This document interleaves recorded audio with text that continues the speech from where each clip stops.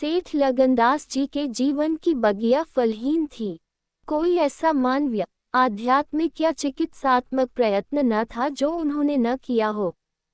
यो शादी में एक पत्नी व्रत के कायल थे, मगर जरूरत और आग्रह से विवश होकर एक दो नहीं 5 शादियां की। यहाँ तक कि उम्र के 40 साल गुजर गए और अंधेरे घर में उजाला न हुआ। बेचारे बहुत रंजीदा रहते। ये धन संपत्ति, ये ठाट बाट, ये वैभव और यह ऐश्वर्य क्या होंगे? मेरे बाद इनका क्या होगा? कौन इनको भोगेगा? ये ख्याल बहुत अफसोसनाक था। आखिर यह सलाह हुई कि किसी लड़के को गोद लेना चाहिए, मगर यह मसला पारिवारिक झगड़ों के कारण सालों तक स्थगित रहा। जब सेठ जी ने देखा कि बीवियों में अब तक बदस्तूर कशमकश हो रही है तो उन्होंने नैतिक साहस से काम लिया और एक होनहार अनाथ लड़के को गोद ले लिया। उसका नाम रखा गया मगनदास। उसकी उम्र 5-6 साल से ज्यादा न थी। बला का जहीन और तमीज़दार। मगर औरतें सब कुछ कर सकती हैं, दूसरे के बच्चे को अपना नहीं समझ सकती। यहाँ तो 5 औरतों का साझा था। अगर एक उसे प्यार करती तो बाकी 4 औरतों का फर्ज था कि उससे नफरत करें। हाँ, सेठ जी उसके साथ बिल्कुल अपने लड़के की सी मोहब्बत करते थे। पढ़ाने को मास्टर रखे, सवारी के लिए घोड़े, राइसी ख्याल के आदमी थे। राग रंग का सामान भी मुहैया था। गाना सीखने का लड़के ने शौक किया तो उसका भी इंतजाम हो गया। गरज जब मगनदास जवानी पर पहुंचा तो रईसाना दिलचस्पियों में उसे कमाल हासिल था। उसका गाना सुनकर उस्ताद लोग कानों पर हाथ रखते। शहसवार ऐसा कि दौड़ते हुए घोड़े पर सवार हो जाता। डील डॉल, शक्ल सूरत में उसका सा अलबिला जवान दिल्ली में कम होगा। शादी का मसला पेश हुआ। नागपुर के करोड़पति सेठ मक्खनलाल बहुत लहराए हुए थे। उनकी लड़की से शादी हो गई। धूमधाम का जिक्र किया जाए तो किस्सा वियोग की रात से भी लंबा हो जाए। मक्खनलाल का उसी शादी में दिवाला निकल गया। इस वक्त मगनदास से ज्यादा ईर्ष्या के योग्य आदमी और कौन होगा? उसकी जिंदगी की बहार उमंगों पर भी और मुरादों के फूल अपनी शबनमी ताजगी में खिल खिलकर हुस्न और ताजगी का समा दिखा रहे थे। मगर तकदीर की देवी कुछ और ही सामान कर रही थी। वह सैर सपाटे के इरादे से जापान गया हुआ था कि दिल्ली से खबर आई कि ईश्वर ने तुम्हें एक भाई दिया है। मुझे इतनी खुशी है कि ज्यादा अरसे तक जिंदा न रह सकूं। तुम बहुत जल्द लौट आऊं। मगनदास के हाथ से तार का कागज छूट गया और सर में ऐसा चक्कर आया कि जैसे किसी ऊंचाई से गिर पड़ा है। मगनदास का किताबी ज्ञान बहुत कम था, मगर स्वभाव की सज्जनता से वह खाली हाथ न था। हाथों की उदारता ने, जो समृद्धि का वरदान है, हृदय को भी उदार बना दिया था। उसे घटनाओं की इस कायापलट से दुख तो जरूर हुआ, आखिर इंसान ही था, मगर उसने धीरज से काम लिया और एक आशा और भय की मिली जुली हालत में देश को रवाना हुआ।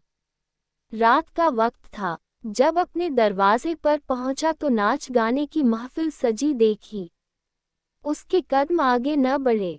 वह लौट पड़ा और एक दुकान के चबूतरे पर बैठकर सोचने लगा कि अब क्या करना चाहिए। इतना तो उसे यकीन था कि सेठ जी उसके साथ भी भलमनसी और मोहब्बत से पेश आएंगे, बल्कि शायद अब और भी कृपा करने लगे।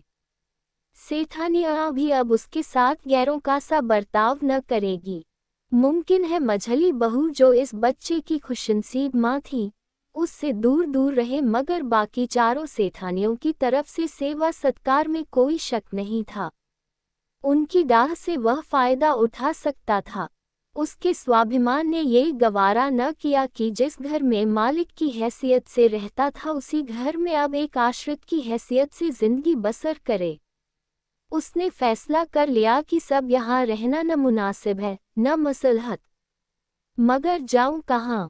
न कोई ऐसा फन सीखा, न कोई ऐसा इल्म हासिल किया जिससे रोजी कमाने की सूरत पैदा होती।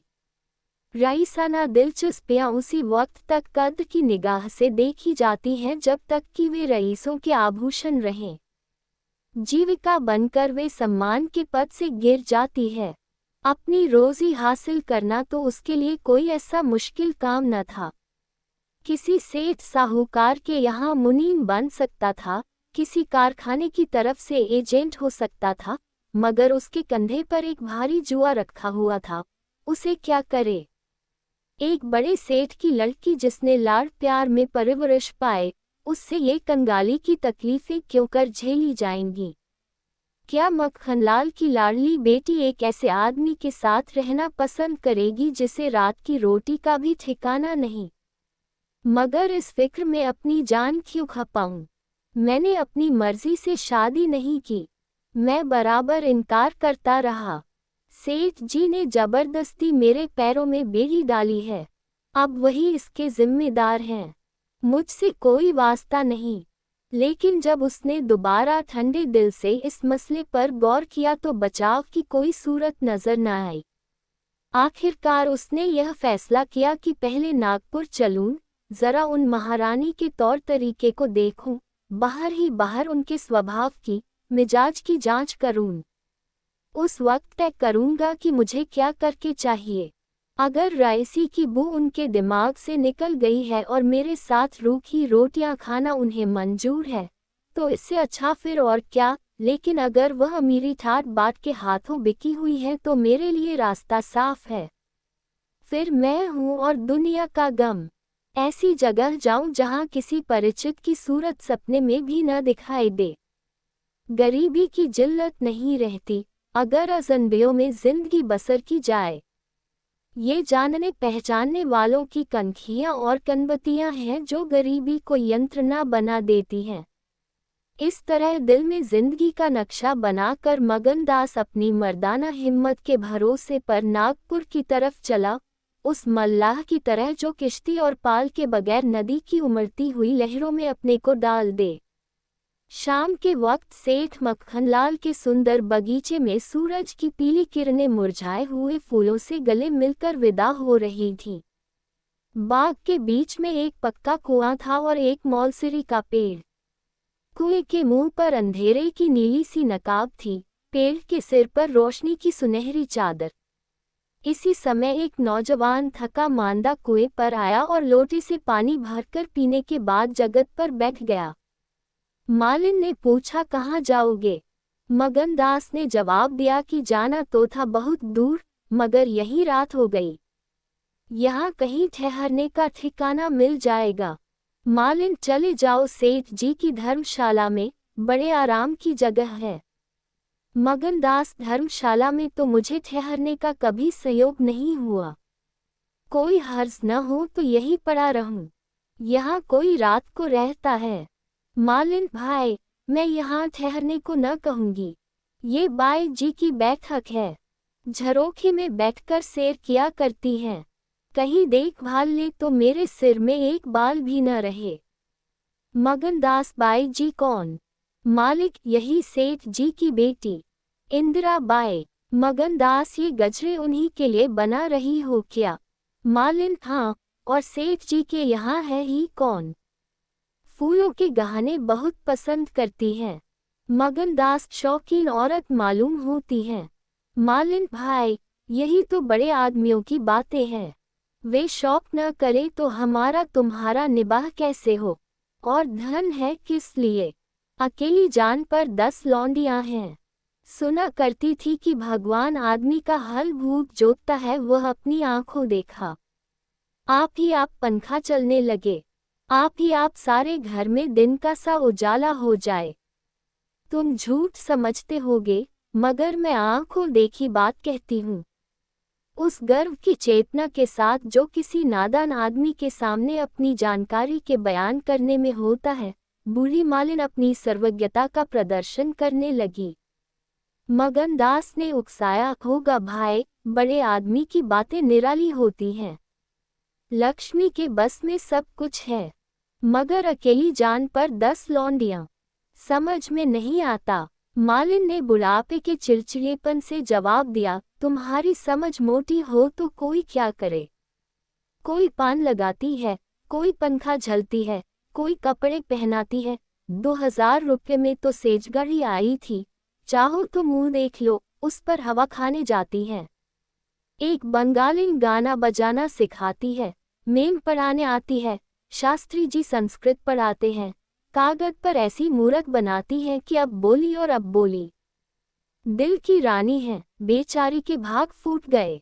दिल्ली के सेठ लगनदास के गोद लिए हुए लड़की से ब्याह हुआ था, मगर राम जी की लीला 70 बरस के मुर्दे को लड़का दिया, कौन पति आएगा। जब से यह सुनावनी आए है, तब से बहुत उदास रहती हैं। एक दिन रोती थी, मेरे सामने की बात है। बाप ने देख लिया, समझाने लगे, लड़की को बहुत चाहते हैं। सुनती हूँ दामाद को यही बुलाकर रखेंगे। नारायण करे, मेरी रानी दूधो नहाय पूतो फले। माली मर गया था, उन्होंने आर न ली होती तो घर भर के टुकड़े मांगती। मगनदास ने एक ठंडी सांस ली। बेहतर है, अब यहाँ से अपनी इज्जत आबरू लिए हुए चल दो। यहाँ मेरा निबाह न होगा। इंदिरा रईसजादी है, तुम इस काबिल नहीं हो कि उसके शौहर बन सको। मालिन से बोला तो धर्मशाला में जाता हूँ, जाने वहाँ खाट वाट मिल जाती है कि नहीं, मगर रात ही तो काटनी है, किसी तरह कट ही जाएगी। रईसों के लिए मखमली गद्दे चाहिए, हम मजदूरों के लिए पुआल ही बहुत है। ये कहकर उसने लुटिया उठाई, डंडा संभाला और दर्द भरे दिल से एक तरफ चल दिया। उस वक्त इंदिरा अपने झरोखे पर बैठी हुई इन दोनों की बातें सुन रही थी। कैसा संयोग है कि स्त्री को स्वर्ग की सब सिद्धियां प्राप्त हैं और उसका पति आवारों की तरह मारा मारा फिर रहा है। उसे रात काटने का ठिकाना नहीं। मगनदास निराश विचारों में डूबा हुआ शहर से बाहर निकल आया और एक सराय में ठहरा, जो सिर्फ इसलिए मशहूर थी कि वहां शराब की एक दुकान थी। यहाँ आसपास से मजदूर लोग आकर अपने दुख को भुलाया करते थे। जो भूले भटके मुसाफिर यहाँ ठहरते, उन्हें होशियारी और चौकसी का व्यवहारिक पाठ मिल जाता था। मगनदास थका मांदा था ही एक पेड़ के नीचे चादर बिछाकर सो रहा, और जब सुबह को नींद खुली तो उसे किसी पीर औलिया के ज्ञान की सजीव दीक्षा का चमत्कार दिखाई पड़ा, जिसकी पहली मंजिल वैराग्य है। उसकी छोटी सी पोटली, जिसमें 2 कपड़े और थोड़ा सा रास्ते का खाना और लुटिया डोर बंधी हुई थी, गायब हो गई। उन कपड़ों को छोड़कर जो उसके बदन पर थे, अब उसके पास कुछ भी न था, और भूख, जो कंगाली में और भी तेज हो जाती है, उसे बेचैन कर रही थी। मगर वह दृढ़ स्वभाव का आदमी था। उसने किस्मत का रोना न रोया और किसी तरह गुजर करने की तदबीरें सोचने लगा। लिखने और गणित में उसे अच्छा अभ्यास था, मगर इस हैसियत में उससे फायदा उठाना असंभव था। उसने संगीत का बहुत अभ्यास किया था।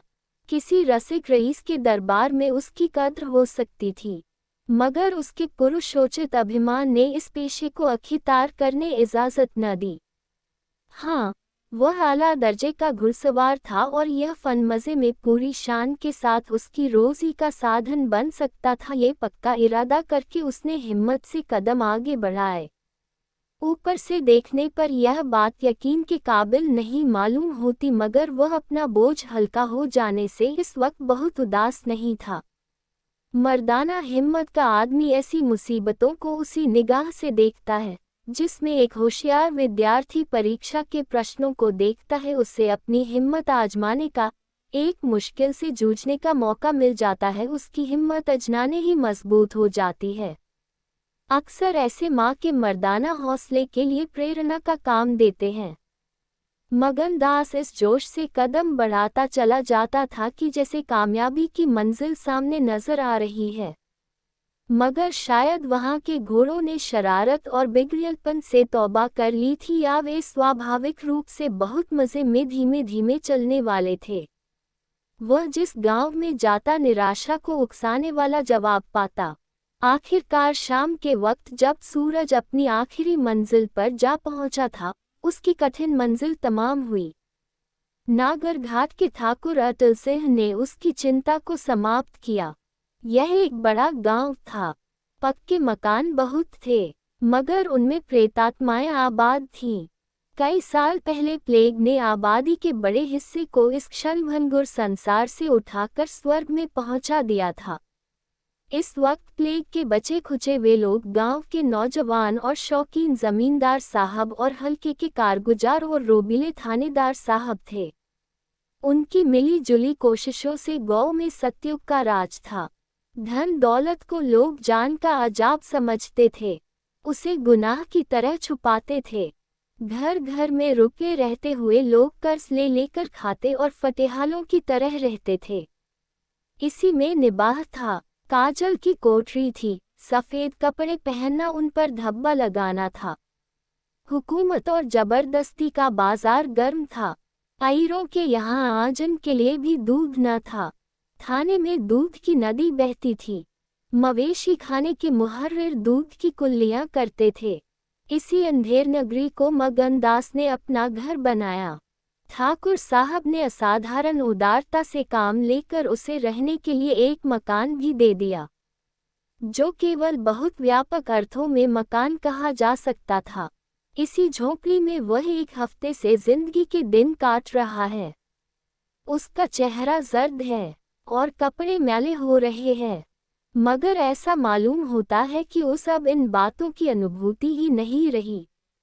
जिंदा है मगर जिंदगी रुखसत हो गई है।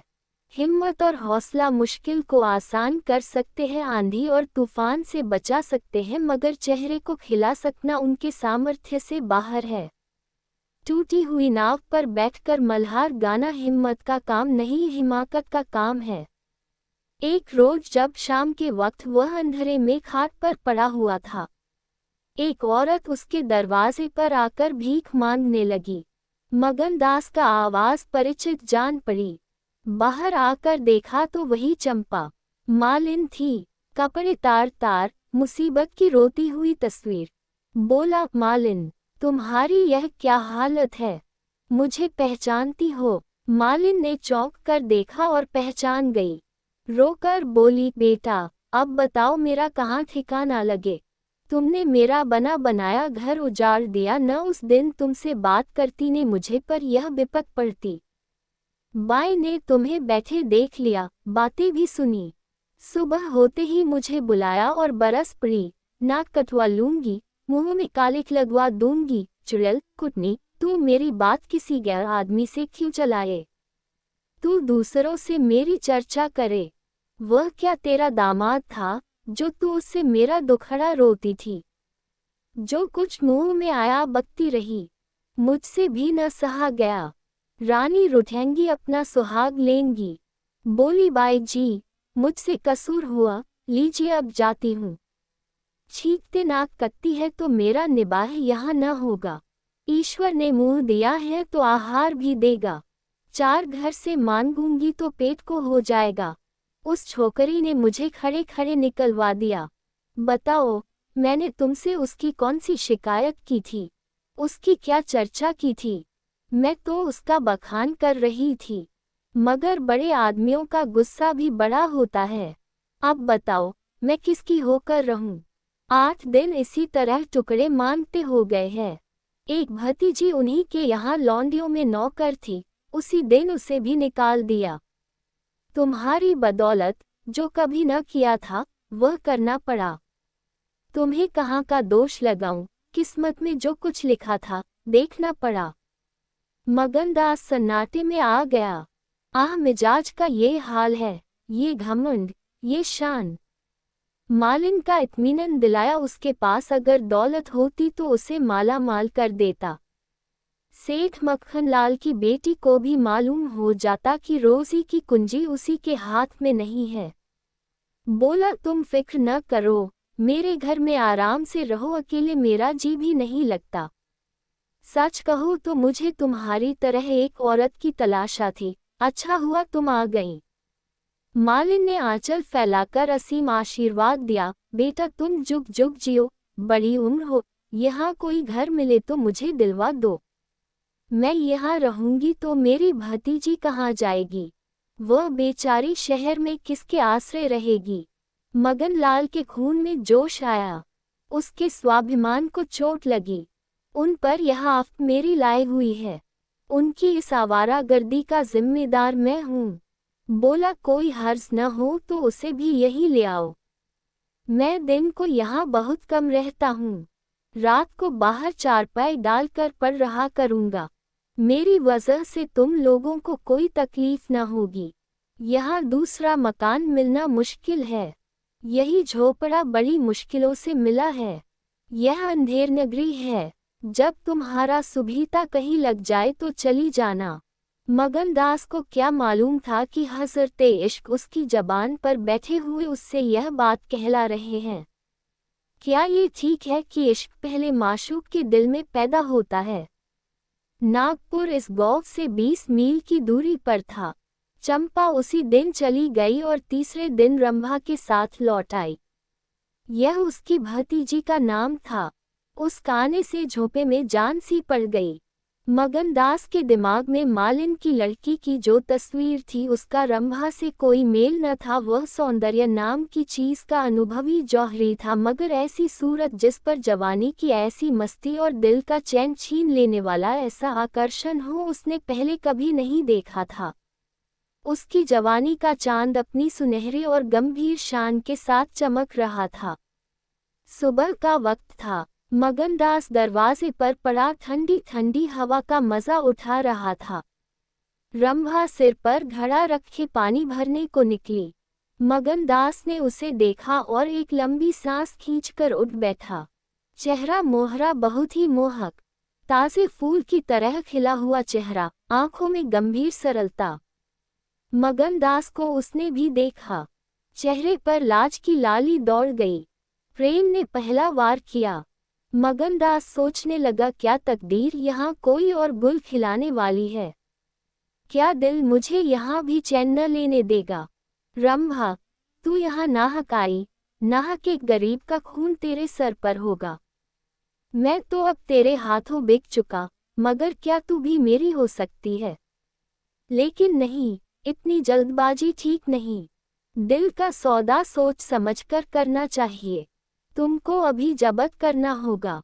रंभा सुंदरी है, मगर झूठे मोती की आब और ताब उसे सच्चा नहीं बना सकती। तुम्हें क्या खबर कि उस भोली लड़की के कान प्रेम के शब्द से परिचित नहीं हो चुके हैं? कौन कह सकता है कि उसके सौंदर्य की वाटिका पर किसी फूल चुनने वाले के हाथ नहीं पड़ चुके हैं? अगर कुछ दिनों की दिलबस्तगी के लिए कुछ चाहिए तो तुम आज़ाद हो, मगर यह नाजुक मामला है, जरा संभल के कदम रखना। पेशेवर जातों में दिखाई पड़ने वाला सौंदर्य अक्सर नैतिक बंधनों से मुक्त होता है। 3 महीने गुजर गए। मगनदास रंभा को ज्यों-ज्यों बारीक से बारीक निगाहों से देखता त्यों-त्यों उस पर प्रेम का रंग गाढ़ा होता जाता था। वह रोज उसे कुएं से पानी निकालते देखता, वह रोज घर में झाड़ू देती, रोज खाना पकाती। मगनदास को उन ज्वार की रोटियां में जो मज़ा आता था वह अच्छे से अच्छे व्यंजनों में भी न आया था। उसे अपनी कोठरी हमेशा साफ सुथरी मिलती। न जाने कौन उसका बिस्तर बिछा देता। क्या ये रंभा की कृपा थी?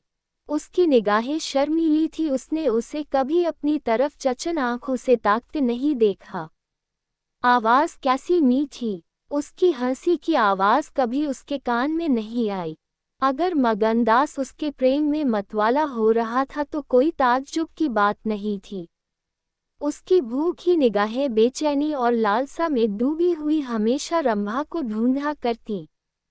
वह जब किसी गांव को जाता तो मीलों तक उसकी जिद्दी और बेताब आंखें मुड़ मुड़कर झोंपड़े के दरवाजे की तरफ आती। उसकी ख्याति आसपास फैल गई थी, मगर उसके स्वभाव की सरलता और उदार हृदयता से अक्सर लोग अनुचित लाभ उठाते थे। इंसाफ पसंद लोग तो स्वागत सत्कार से काम निकाल लेते और जो लोग ज्यादा समझदार थे वे लगातार तकाजों का इंतजार करते। चूंकि मगनदास इस फन को बिल्कुल नहीं जानता था, बावजूद दिन रात की दौड़ धूप के गरीबी से उसका गला न छूटता।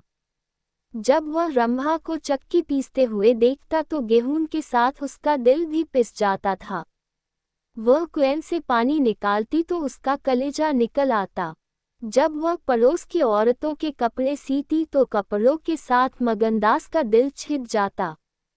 मगर कुछ बस था न काबू।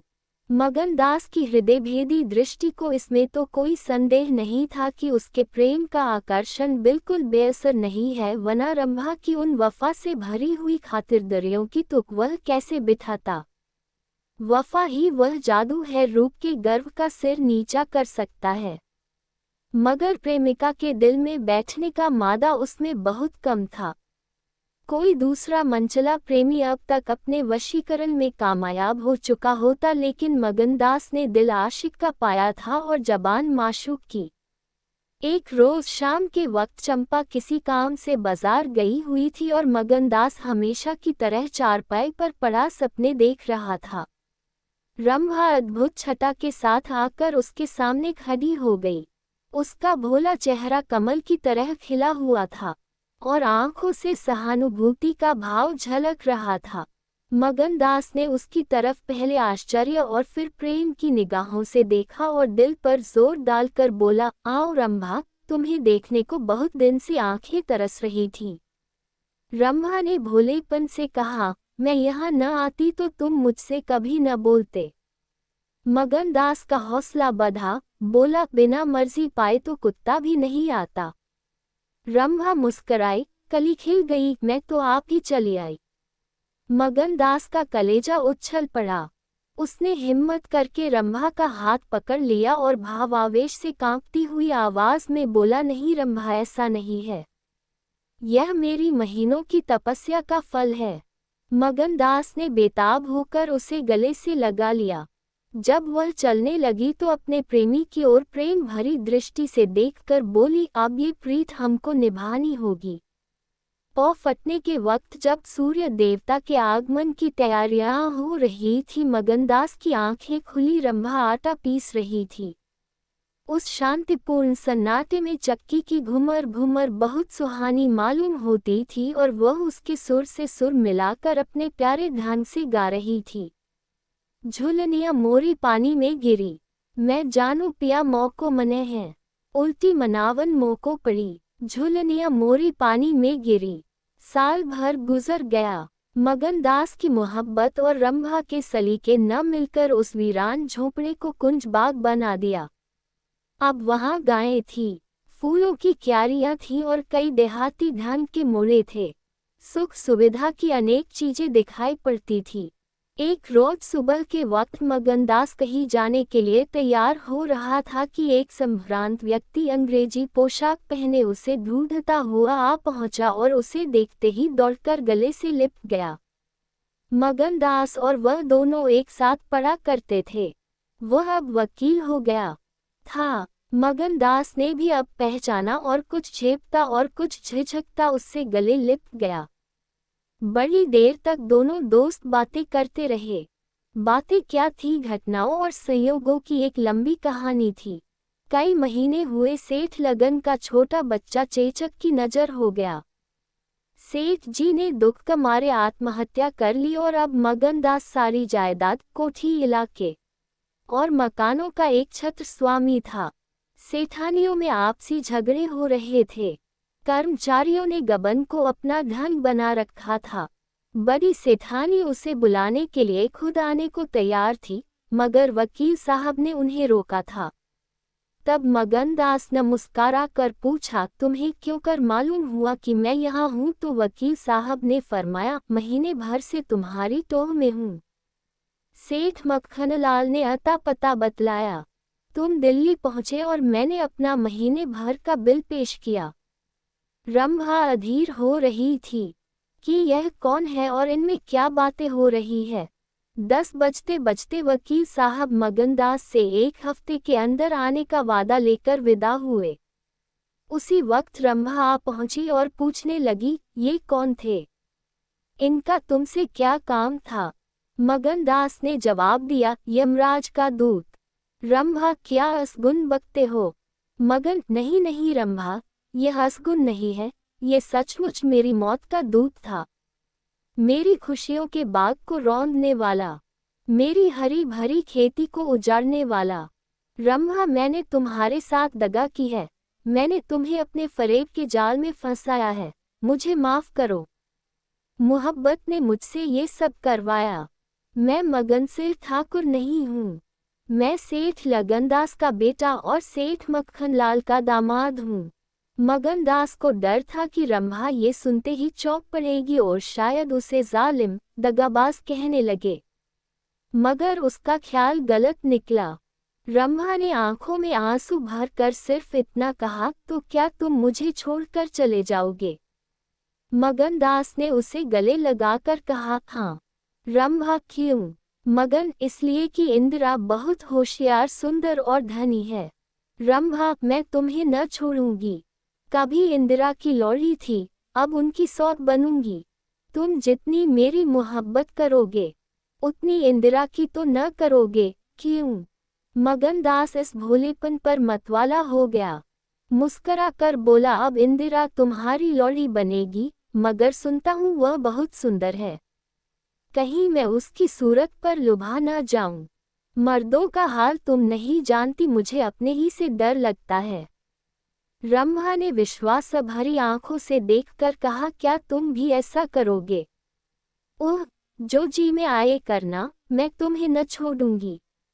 इंदिरा रानी बने, मैं लौड़ी हूंगी, क्या इतने पर भी मुझे छोड़ दोगे? मगनदास की आंखें दबा गईं, बोला, प्यारी, मैंने फैसला कर लिया है कि दिल्ली न जाऊंगा।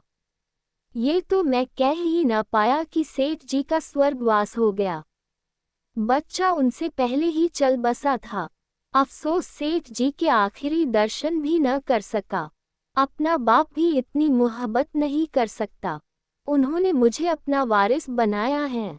वकील साहब कहते थे कि सेठानियों में अनबन है, नौकर चाकर लूट मार मचा रहे हैं।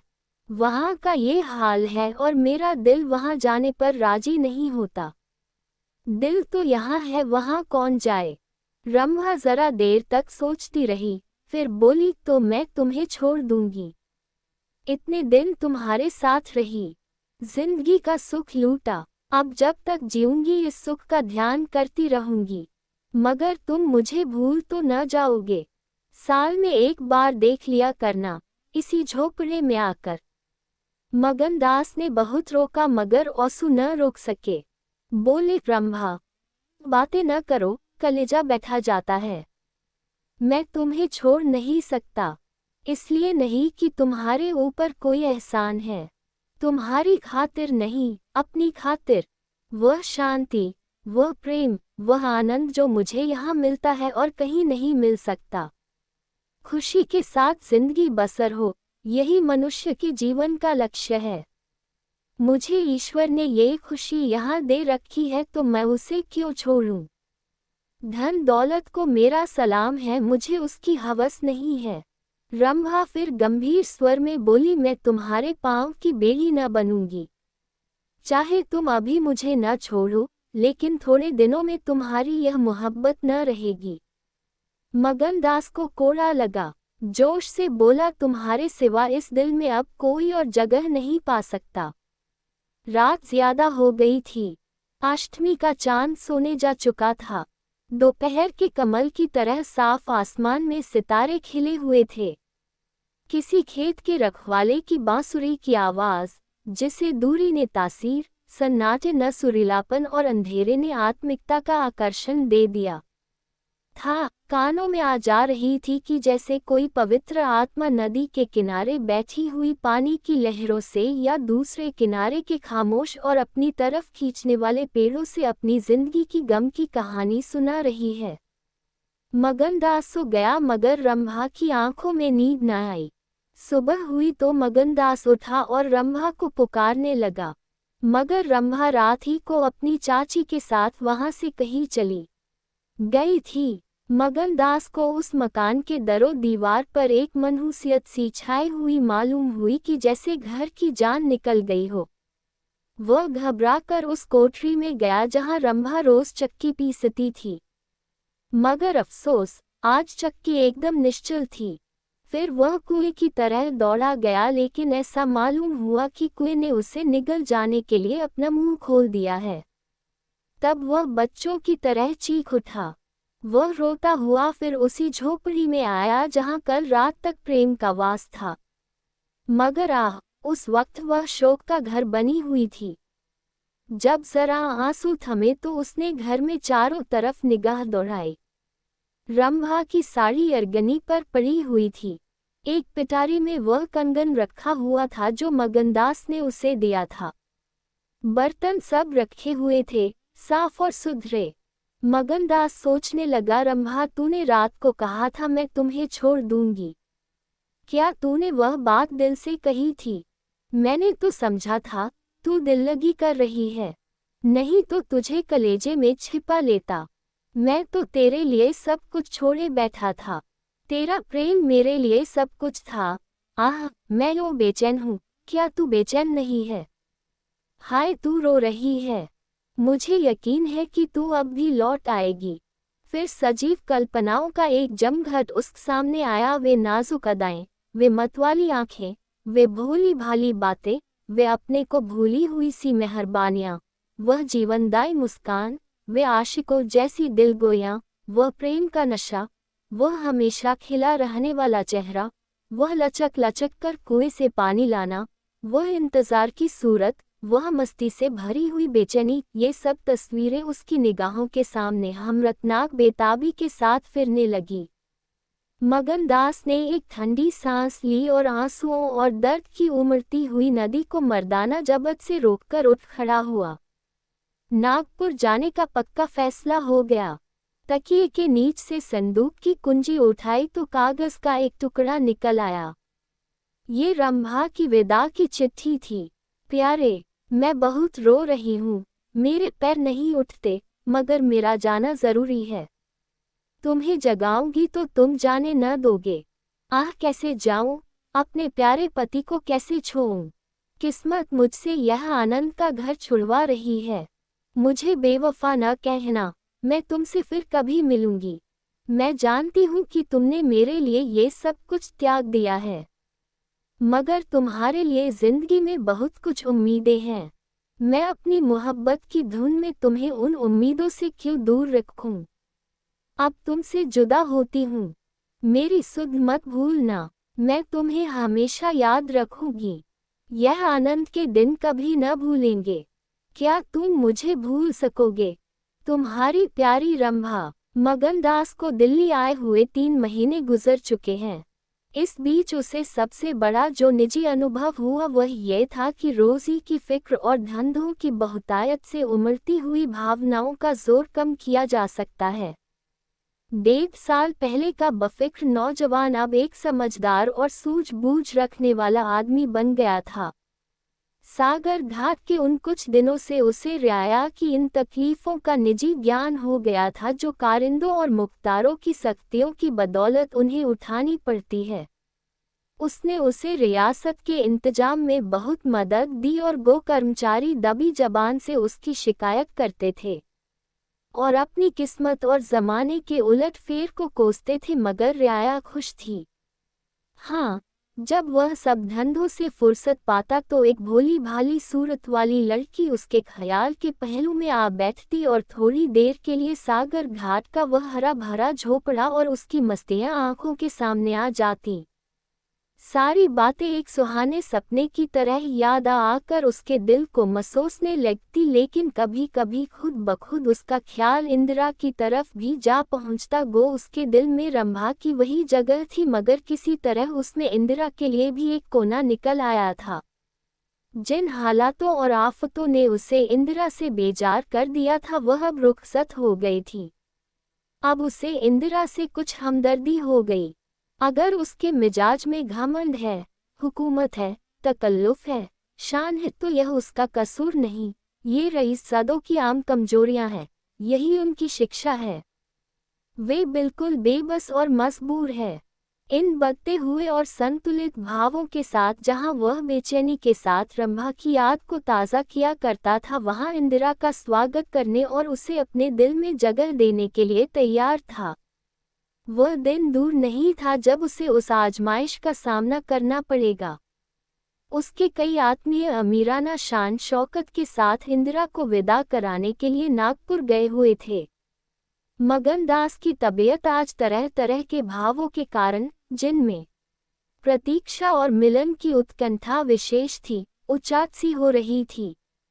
जब कोई नौकर आता तो वह संभल बैठता कि शायद इंदिरा आ पहुंची। आखिर शाम के वक्त जब दिन और रात गले मिले रहे थे, जनान खाने में जोर शोर से गाने की आवाज़ों ने बहू के पहुंचने की सूचना दी। सुहाग की सुहानी रात थी। 10 बज गए थे। खुले हुए हवादार सहन में चांदनी छिटकी हुई थी, वह चांदनी जिसमें नशा है, आरजू है और खिंचाव है। गमलों में खिले हुए गुलाब और चंपा के फूल चांद की सुनहरी रोशनी में ज्यादा गंभीर और खामोश नजर आते थे। मगनदास इंदिरा से मिलने के लिए चला। उसके दिल से लालसाएं जरूर थी मगर एक पीड़ा भी थी। दर्शन की उत्कंठा थी मगर प्यास से खोली। मोहब्बत नहीं, प्राणों का खिंचाव था जो उसे खींचे लिए जाता था। उसके दिल में बैठी हुई रंभा शायद बार बार बाहर निकलने की कोशिश कर रही थी, इसीलिए दिल में धड़कन हो रही थी। वह सोने के कमरे के दरवाजे पर पहुंचा। रेशमी पर्दा पड़ा हुआ था। उसने पर्दा उठा दिया। अंदर एक औरत सफेद साड़ी पहने खड़ी थी। हाथ में चंद खूबसूरत चूड़ियों के सिवा उसके बदन पर एक जेवर भी न था। ज्यों ही पर्दा उठा और मगनदास ने अंदर कदम रखा, वह मुस्कराती हुई उसकी तरफ बढ़ी। मगनदास ने उसे देखा और चकित होकर बोला रंभा, और दोनों प्रेमावेश से लिपट गए। दिल में बैठी हुई रंभा बाहर निकल आई थी। साल भर गुजरने के बाद एक दिन इंदिरा ने अपने पति से कहा, क्या रंभा को बिल्कुल भूल गए? कैसे बेवफा हो, कुछ याद है? उसने चलते वक्त तुमसे क्या विनती की थी? मगनदास ने कहा, खूब याद है। वह आवाज भी कानों में गूंज रही है। मैं रंभा को भोली भाली लड़की समझता था, यह नहीं जानता था कि यह त्रिया चरित्र का जादू है। मैं अपनी रंभा को अब भी इंदिरा से ज्यादा प्यार करता हूँ। तुम्हें डाह तो नहीं होती? इंदिरा ने हंसकर जवाब दिया, डाह क्यों हो? तुम्हारी रंभा है तो क्या मेरा मगन सिंह नहीं है? मैं अब भी उस पर मरती हूँ। दूसरे दिन दोनों दिल्ली से एक राष्ट्रीय समारोह में शरीक होने का बहाना करके रवाना हो गए और सागर घाट जा पहुँचे। वह झोपड़ा, वह मोहब्बत का मंदिर, वह प्रेम भवन फूलों और हरियाली से लहरा रहा था। चंपा मालिन उन्हें वहां मिली। गांव के जमींदार उनसे मिलने के लिए आए। कई दिन तक फिर मगन सिंह को घोड़े निकालने पड़े। रंभा कुएं से पानी लाती, खाना पकाती, फिर चक्की पीसती और गाती। गांव की औरतें फिर उससे अपने कुर्ते और बच्चों की लेसदार टोपियां सिलवाती हैं। हाँ, इतना जरूर कहती हैं कि उसका रंग कैसा निखर आया है, हाथ पांव कैसे मुलायम पड़ गए हैं। किसी बड़े घर की रानी मालूम होती है, मगर स्वभाव वही है, वही मीठी बोली है, वही मुरौवत, वही हंसमुख चेहरा। इस तरह एक हफ्ता इस सरल और पवित्र जीवन का आनंद उठाने के बाद दोनों दिल्ली वापस आए और अब 10 साल गुजरने पर भी साल में एक बार उस झोपड़ी के नसीब जागते हैं। वह मोहब्बत की दीवार अभी तक उन दोनों प्रेमियों को अपनी छाया में आराम देने के लिए खड़ी है।